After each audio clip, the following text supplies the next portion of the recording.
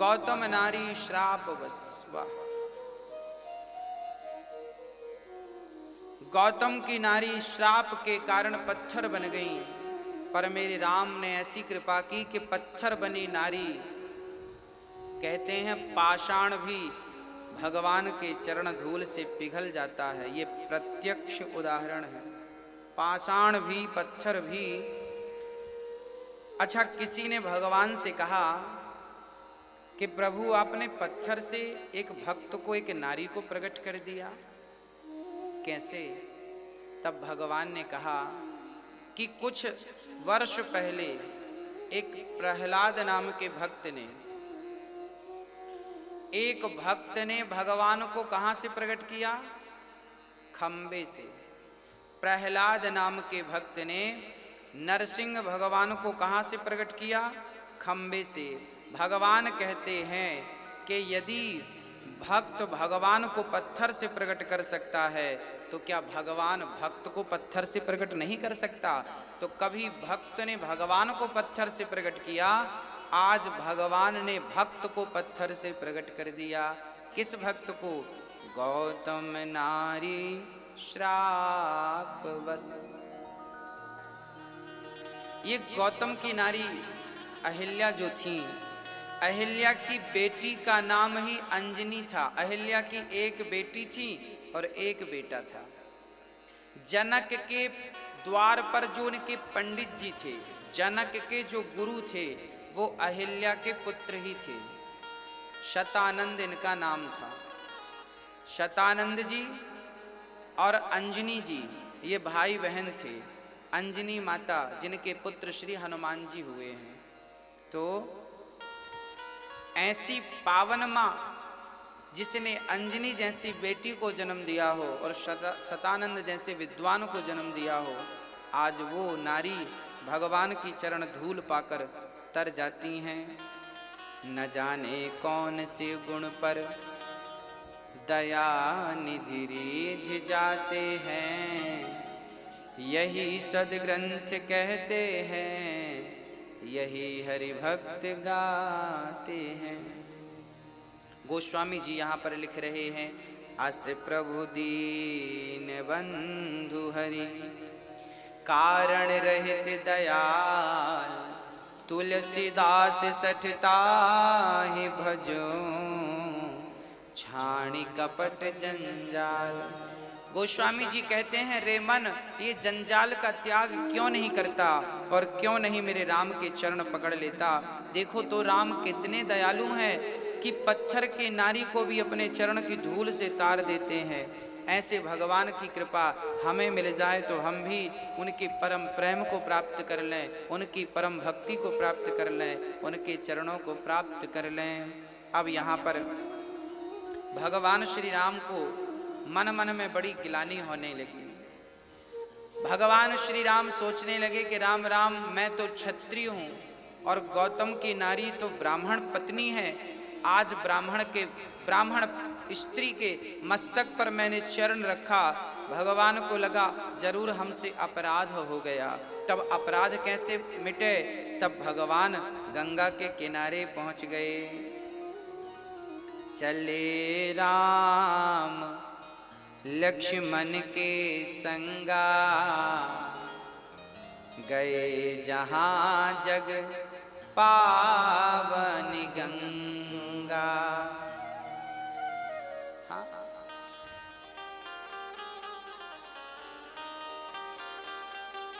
हाँ, चले राम लक्ष्मण के संगा, चले राम लक्ष्मण के संगा, गए जहाँ जग पावनी गंगा, गए जहाँ जग पावनी गंगा।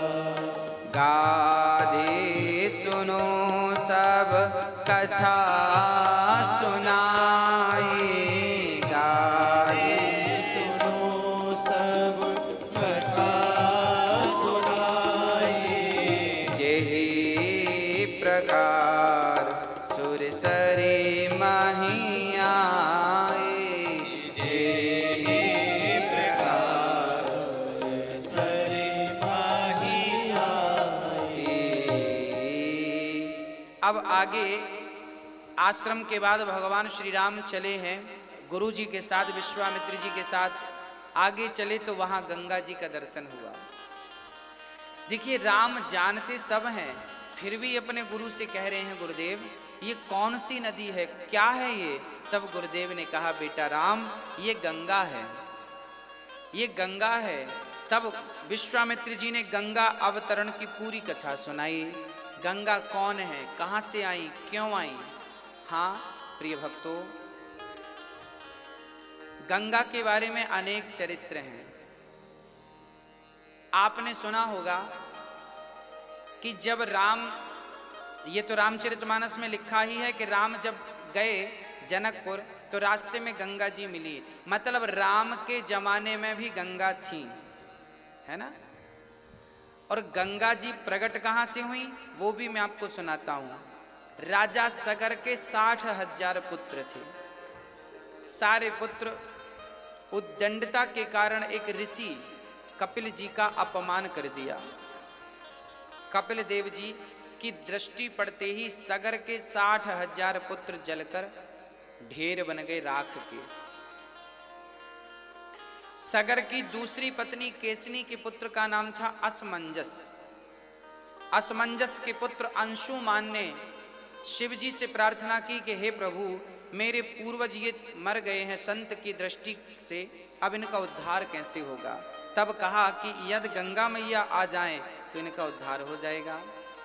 तो असमंजस के पुत्र अंशुमान ने तप किया गंगा को लाने के लिए। तप करते करते प्राण निकल गए पर गंगा नहीं आई। अंशुमान के, असमंजस के पुत्र अंशुमान के पुत्र दिलीप ने जब सुना कि मेरे पिता गंगा को लाने तप करते करते मर गए हैं तो क्यों ना मैं पिता के सपने को पूरा करूं, तब राजा दिलीप भी तप करने लगे। और दिलीप की शादी हुई, समझिएगा दिलीप की शादी हुई। इनकी 2 शादियां थीं, पहली शादी हुई पुत्र नहीं हुआ, दूसरी शादी हुई पुत्र नहीं हुआ। अब दिलीप को लगा कि ऐसा तो नहीं कि मैं पुत्र के इंतजार में पिता का सपना भूल जाऊं, तो दिलीप अपना गृहस्थ आश्रम छोड़ के भजन करने गए गंगा को लाने के लिए। पर दुर्भाग्य से गंगा नहीं आई और दिलीप भी तप करते करते मर गए। अब जब दिलीप मर गए तो इनकी संतान थी नहीं तो आगे कुल बढ़ा नहीं। तब क्या किया, तब गुरु के पास गए। गुरु कौन, यही श्री वशिष्ठ जी। गुरु के पास गए तो गुरु वशिष्ठ जी ने कहा कि इन दोनों रानियों के द्वारा ही बच्चा पैदा होगा। बिना पुरुष के जो बच्चा पैदा होगा उसी से गंगा, क्योंकि गंगा पावन क्यों है, गंगा पवित्र क्यों है, गंगा के स्नान से क्यों पाप धुल जाते हैं, क्योंकि गंगा भोगवती नहीं है, गंगा तो योगवती है। क्योंकि गंगा स्त्रियों के घर्षण से प्रकट हुई। राजा दिलीप की जो 2 पत्नियां थी ना, इन्होंने दोनों स्त्रियों ने अपने शरीर का घर्षण किया और दोनों ने जब घर्षण किया तो 2 में से एक गर्भवती हो गई। बिना पुरुष के स्त्री ही गर्भवती हो गई।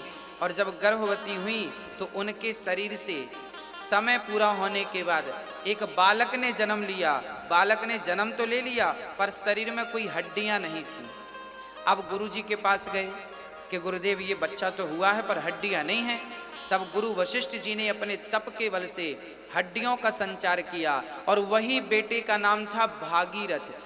2 भगों के संसर्ग से बच्चा उत्पन्न हुआ, इसलिए उसका नाम पड़ा भगीरथ। भगीरथ इसलिए श्री भगीरथ जी ने फिर तप किया कि मेरे दादा परदादाओं का सपना पूरा करूं, गंगा को लाना है। तब भगीरथ ने तप किया और जब तप किया तो गंगा प्रकट हो गई, पुत्र वरदान मांगो। तब भगीरथ जी ने कहा गंगा मैया मुझे वरदान दो कि मैं आपको पृथ्वी पर लाऊं और आप मेरे पूर्वजों के साथ साथ आने वाले हजारों लोगों का आप उद्धार करती रहे। पतित लोग, अरे भजन नहीं कर पाते हो आप, यज्ञ नहीं कर पाते हो आप, दान पुण्य नहीं कर पाते हो आप, कोई बात नहीं, परंतु गंगा स्नान कर लोगे जीवन में एक बार तो भी भवसागर पार जा सकते हो। ये गंगा स्नान का महत्व है। अब गंगा स्नान, अब भगीरथ जी ने गंगा को कहा आइए। गंगा जी ने कहा मैं आ तो जाऊंगी, परंतु मेरा वेग इतना तेज रहेगा कि मैं पृथ्वी को फाड़ती हुई पाताल में चली जाऊंगी।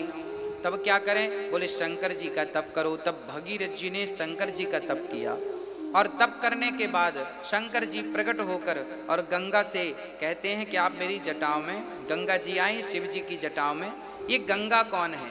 कहते हैं कि जब भगवान 52 राजा बलि के द्वार पर 3 पग भूमि मांगने गए, तो पहले पग में तो पूरा अतल वितल सुतल तलातल रसातल महातल मांग लिया, दूसरे पग में सत्यलोक को नापा, तीसरा पग कहाँ रखे? कहते हैं जब भगवान दूसरा पग लेकर गए ब्रह्मलोक में, तो भगवान के अंगूठे से ब्रह्मांड फट गया।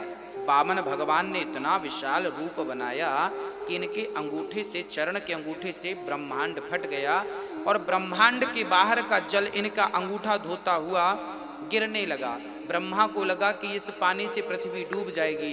तब ब्रह्मा जी ने अपना कमंडल लिया और उस कमंडल में पूरा जल भर लिया।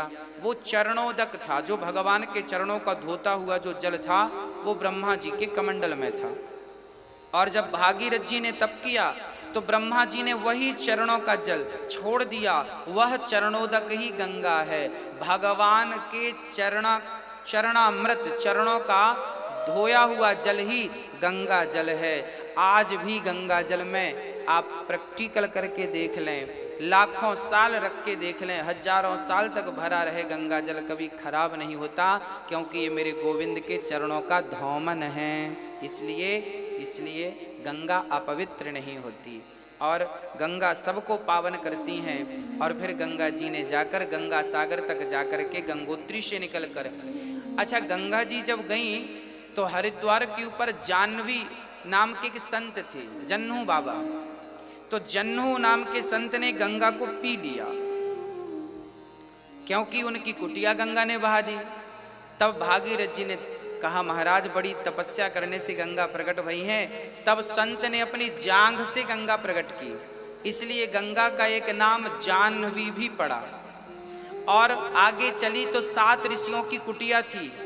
तब गंगा ने 7 ऋषियों की कुटिया बचाते बचाते 7 धारा में प्रकट हो गई। तो हरिद्वार के ऊपर गंगा सप्त धारा में दिखाई पड़ती हैं। गंगा की 7 धाराएं दिखाई पड़ती हैं। 7 धाराएं क्यों हो गई? क्योंकि वहाँ 7 ऋषियों की, सप्तर्षियों की कुटिया थी। उन कुटियों को बचाती हुई जब गंगा आगे बढ़ी तो वो 7 धारा में परिवर्तित हो गई। और गंगोत्री से निकलकर जब गंगा मैया प्रयागराज पहुंची तो प्रयागराज में ऑलरेडी वहां पर यमुना मैया थी। तो यमुना है भगवान की पत्नी और गंगा है भगवान की दासी। तो दासी बड़ी के पत्नी बड़ी, तो गंगा मैया वहां रुक गई। गंगा मैया प्रयागराज में खड़ी हो गई थी, हाथ जोड़ के। किसके सामने हाथ जोड़ लिया? यमुना, क्योंकि यमुना भगवान की पत्नी है। हाथ जोड़ के खड़ी हो गई। आप तो पत्नी बनने वाली हैं भगवान की, तो आपका तो पद कद ऊंचा है, आप हमें आज्ञा करो। तब यमुना मैया ने कहा गंगा तुम पावन करने आई हो संसार को, मैं अपनी लीला यहीं समाप्त करती हूँ, अब यहाँ से तुम आगे जाओ। जबकि प्रयागराज में आप गौर करेंगे ना तो यमुना जी बिल्कुल सीधी जा रही हैं, जबकि गंगा जी टेढ़ी आकर मिली हैं। और फिर आगे जो धार गई है ना, वो मानना तो ये चाहिए कि यमुना में गंगा मिली है, परंतु आगे यमुना का नाम चलना चाहिए था ना। पर यमुना जी ने कहा ना ना, आगे आपका ही नाम चलेगा और पापियों के पाप धुलती रहना। और आज तक वो यमुना मैया वहाँ अपने आप को विराम करती हैं और वहाँ से आगे स्वयं यमुना मैया गंगा को स्थान देती हैं। गंगा जी आगे चलती हैं और गंगोत्री से निकलकर प्रयागराज होती हुई गंगा सागर पहुंची, जहां सागर के 60,000 पुत्र की राख पड़ी थी। गंगा स्पर्श होते ही जल वो सारे लोग तर गए। आज भी लोग मरने के बाद अपनी राख गंगा में विसर्जित करते हैं, क्योंकि भवसागर से तारने वाली केवल गंगा, ऐसी पावन गंगा जो हम सभी पापियों के पाप को धुलने बैठी हैं, ऐसी गंगा मैया को हम नमस्कार करते हैं, प्रणाम करते हैं। अच्छा याद रखिएगा, गंगा 3 गंगा है। एक गंगा पाताल में बह रही है, एक स्वर्ग में ऊपर है और एक पृथ्वी लोक पर बह रही है गंगा। अच्छा, चरित्र तो ऐसे भी मिलते हैं कि अब आपने एक कथा और सुनी होगी, राजा हरिश्चंद्र भी गंगा के किनारे ही थे। आपने सुना होगा ना राजा हरिश्चंद्र की कथा। गंगा के किनारे हरिश्चंद्र शमशान घाट में पहरा देते थे। तो राजा हरिश्चंद्र जो थे ये तो सगर के भी पहले थे। अब प्रश्न ये खड़ा हुआ कि यदि गंगा भागीरथ जी ने प्रकट की है, यदि गंगा भागीरथ जी ने प्रकट की है, तो भागीरथ के पहले भी तो गंगा थी। इसका उल्लेख मिलता है राजा हरिश्चंद्र के प्रसंग में। हरिश्चंद्र तो इनके ना जाने कितनी पीढ़ी पहले हो चुके, तब भी गंगा थी, और अब भी गंगा है, मतलब भागीरथ जी के जमाने में। तो ये क्या बात है? तब कहा गया कि राजा हरिश्चंद्र के जमाने में जो गंगा थी वो गंगा अलग थी। वो कौन सी गंगा थी? वो शिवपाद गंगा थी। जो गंगा तब थी वो शिवपदी गंगा थी। शिवपदी गंगा कहा जाता है कि वो गंगा शिव की पत्नी थी, और ये जो प्रेजेंट में गंगा बह रही है ये विष्णुपदी गंगा है। वो शिवपदी गंगा थी, ये विष्णुपदी गंगा है। हरिश्चंद्र के जमाने में जो गंगा थी वो शिवपदी गंगा थी, और आज जो भागीरथ जी के जमाने में जो अभी प्रेजेंट में गंगा बह रही है ये विष्णुपदी गंगा है। हाँ, तो गंगा तब भी थी जब भागीरथ नहीं थे, और गंगा आज भी हैं। तो ये कभी आपको ये प्रसंग आधा अधूरा सुनेंगे तो कंफ्यूज ना हो जाए, क्योंकि अब सीधी बात है कि गंगा जी भागीरथ जी ने लाई। तो भागीरथ के पिता के पिता के पिता के पिता के पिता के पिता के पिता तो हरिश्चंद्र थे। तो हरिश्चंद्र के बारे में भी लिखा है कि काशी में जब वो पहरा दे रहे तब गंगा के किनारे थे। तो उसका समाधान ये है कि वो गंगा शिवपदी गंगा थी, ये गंगा विष्णुपदी गंगा है। वो गंगा पाप के कारण अंतर्धान हो गई। जैसे ये गंगा भी जब कलयुग का अंत आएगा ना तो ये गंगा फिर अदृश्य हो जाएगी।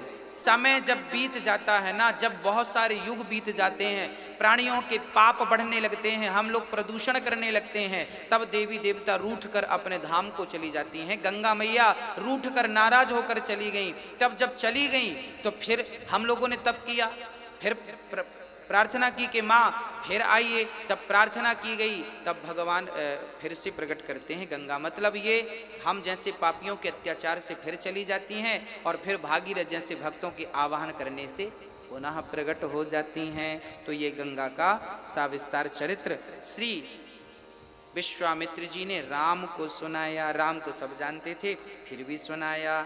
अब आगे चले। अब जैसे ही आगे चले तो अब जानते हैं कहाँ आ गए? अब मिथिला आ गए। श्री राम के चरण मिथिला में पड़े। ये मिथिला कौन थी? मिथिला नाम क्यों पड़ा? राजा जनक की नगरी का नाम मिथिला क्यों पड़ा? और ये जनक कौन थे? मैं इस प्रसंग पर थोड़ा सा आपको प्रकाश डाल दूं। ये राजा निमि थे। राजा निमि की कोई संतान नहीं थी। तब राजा निमि के शरीर का मंथन किया गया। तो राजा निमि के शरीर का जो मंथन किया गया, उस मंथन से एक बालक प्रकट हुआ। चूंकि मंथन से प्रकट हुआ तो उस बालक का नाम रखा गया मिथि।